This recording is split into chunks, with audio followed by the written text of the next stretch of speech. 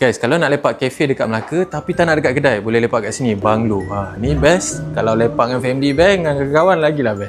Ya, siapa yang pernah sampai? Kalau orang luar tanya, mesti saya arahkan ke sini. Air dia ada macam-macam jenis. Coklat mint ada, strawberry matcha ada, yuzu berry pun ada. Kalau nak style sikit, boleh try order shakerato. Yang ni espresso shake tau. Nak cafe latte, nak art, kat sini brother ni boleh buat. Kopi dekat sini memang famous daripada dulu. Kalau tak nak kopi, korang boleh try dia punya ice lemon tea. Menarik. Bukan setakat minum je ada. Makanan pun macam-macam ada. Kalau nak yang menu santai-santai, korang boleh try dia punya loaded fries. Fries ada chicken popcorn. Kalau tak nak fries, ambil lah ni chicken popcorn je. Yang ni menu daripada tepi sungai dulu famous, dia punya Indomie. Berat lagi boleh try dia punya smoked duck carbonara. Yang ni pakai egg yolk tau. Boleh try juga dia punya menu favourite dia ni, seafood creamy tom yum. Menarik kan? Kalau nak aglio olio, boleh try dia punya aglio olio seafood. So dekat pintu masuk ni, ni weekend je tau, ada pau ni. Nak lepak kat sini, luar, dalam, tepi, belakang, memang best. Dengan kawan-kawan main Uno, main Saidina, owner dah sediakan. Penting boleh datang dekat Kultur by Seek Coffee. Yang ni dekat Bukit Baru. Tiap hari buka pukul 5 petang sampai 11 malam.